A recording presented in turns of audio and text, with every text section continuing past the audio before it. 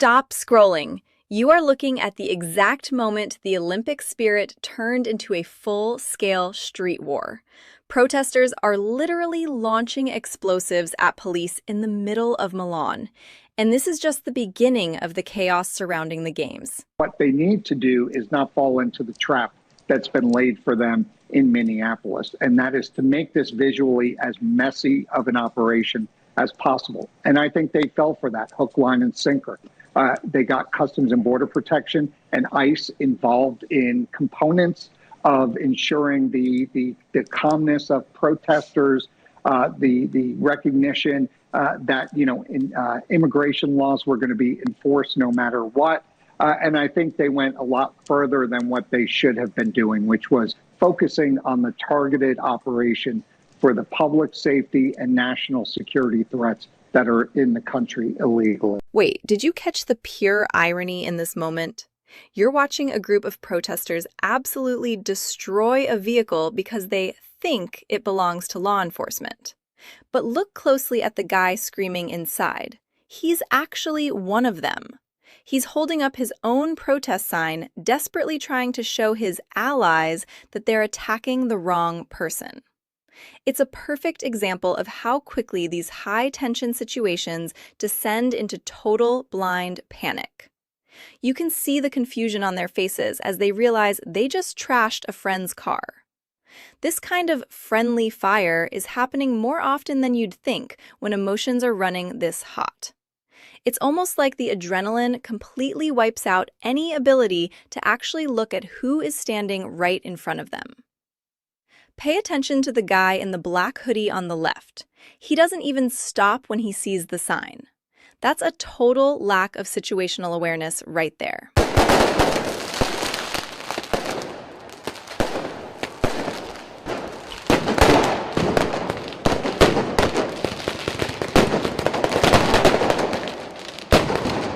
Look at the scale of this operation. We aren't just talking about a few people with signs. This is a coordinated effort by thousands of agitators. See the riot gear the police are forced to wear? They're using water cannons and tear gas just to keep the crowd from breaching the secure zones. It's wild because the Olympics are supposed to be about global unity, but right now the streets of Milan look like a scene out of a dystopian movie. Notice the banners they're unfurling. It's a massive mix of different political agendas all clashing at once. If you look at the background, you can see the local businesses just trying to survive the night. It makes you wonder how the athletes even find the focus to compete when there's literal fire burning just a few blocks away from where they're sleeping. The tension is palpable, and you can tell the local authorities were barely holding the line here. Brings up mixed emotions to represent the U.S. right now, I think. It's a little hard. There's obviously a lot going on that I'm not the biggest fan of, and I think a lot of people aren't. If it aligns with my moral values, I feel like I'm representing it. Just because I'm wearing the flag doesn't mean I represent everything that's going on in the U.S. So yeah, I just kind of want to do it for my friends and my family and the people that support me getting here. Check out the body language of this athlete. He's standing there in the official Team USA gear, representing the entire country on the world stage, yet he's talking about having mixed emotions. It's such a sharp contrast to what we used to see at the games. You can see he's trying to walk a fine line between his personal politics and his professional role. It's fascinating to watch the shift in how athletes view their platform. He mentions that wearing the flag doesn't mean he represents everything happening back home, which is a massive departure from the traditional country-first mentality. Look at his eyes. He knows this statement is going to cause a stir. Whether you agree with him or not, it's clear that the pressure of the current political climate is weighing heavily on these competitors. They aren't just there to ski or skate anymore. They feel like they're carrying the weight of a divided nation on their shoulders. How does it feel to represent your country like this? It feels amazing. I love representing the U.S. I freaking love living there. I love it, and I'm so happy I get to represent USA! Now compare that last clip to this one from just a few years ago. Look at the absolute radiance and excitement on her face. This is the classic Olympic reaction we're all used to seeing, just pure, unadulterated pride in the red, white, and blue. She isn't thinking about policy or administrations, she's just thrilled to be an American on that podium. The difference in energy is staggering. It's like watching two completely different eras of sports, even though they're only separated by a few years. You can tell she's soaking in every second of that moment. This is what most people tune in for, that feeling of collective achievement. Seeing these two clips back to back really highlights the massive cultural shift that's happened in such a short window of time.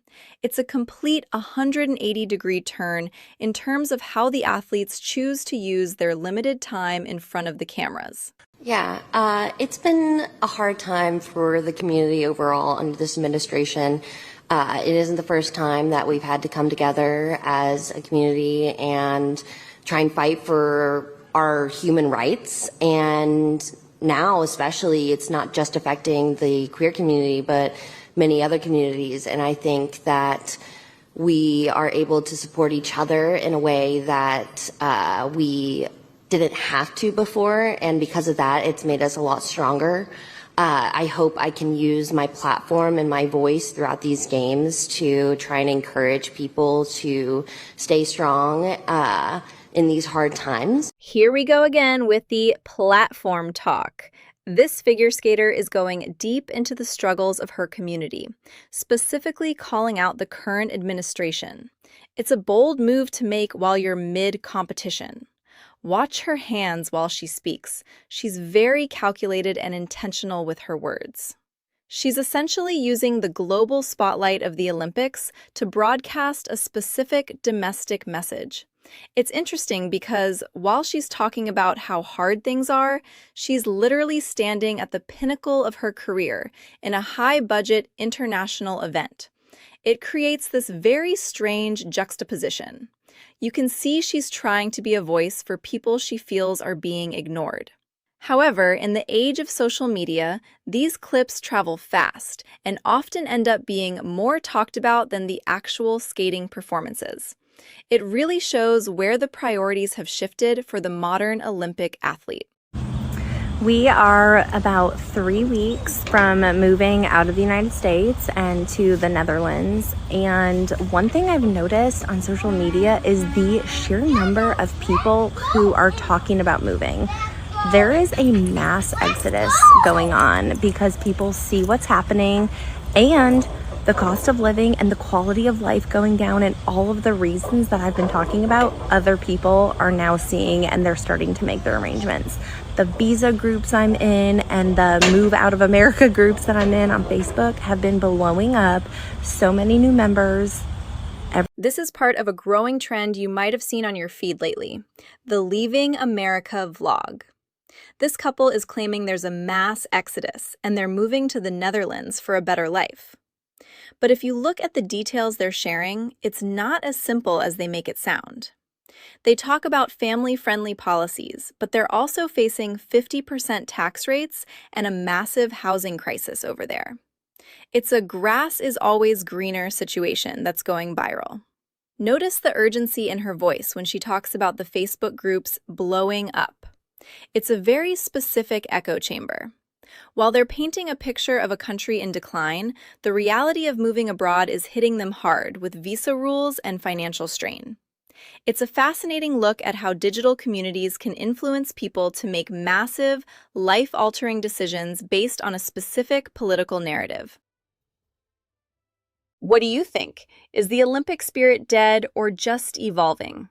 Drop a comment below and let me know if you think athletes should stick to sports or keep using their platform.